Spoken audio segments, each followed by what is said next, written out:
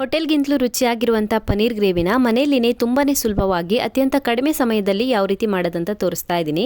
ಮೊದಲಿಗೆ ಒಂದು ಬಾಣಲಿಗೆ 4 ರಿಂದ 5 ಟೇಬಲ್ ಸ್ಪೂನ್ ಆಗುವಷ್ಟು ಎಣ್ಣೆ ಹಾಕ್ಕೊಂಡು ಅದಕ್ಕೊಂದು ಸ್ವಲ್ಪ ಜೀರಿಗೆ, ಸೋಂಪು, ಚಕ್ಕೆ, ಏಲಕ್ಕಿ, ಲವಂಗ, 2 ಚೆನ್ನಾಗಿ ಹೆಚ್ಚಿರುವಂಥ ಈರುಳ್ಳಿ ಮತ್ತು 1 ಚಮಚ ಆಗುವಷ್ಟು ಶುಂಠಿ ಬೆಳ್ಳುಳ್ಳಿ ಪೇಸ್ಟನ್ನ ಸೇರಿಸಿ ಸ್ವಲ್ಪ ಹೊತ್ತು ಚೆನ್ನಾಗಿ ಫ್ರೈ ಮಾಡ್ಕೊಳ್ಬೇಕು.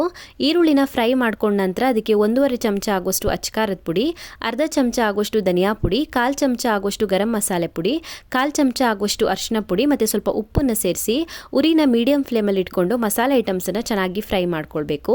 ನಂತರ 2 ಟೊಮ್ಯಾಟೊಗಳನ್ನು ರುಬ್ಬಿ ಪೇಸ್ಟನ್ನು ತಯಾರಿಸಿ ಟೊಮ್ಯಾಟೊ ಪೇಸ್ಟನ್ನು ಸೇರಿಸಿ ಮತ್ತೆ ಸ್ವಲ್ಪ ಹೊತ್ತು ಫ್ರೈ ಮಾಡ್ಕೊಳ್ಬೇಕು. ಸ್ವಲ್ಪ ದಪ್ಪ ಆಗುವವರೆಗೂ ಫ್ರೈ ಮಾಡ್ಕೊಳ್ಬೇಕು.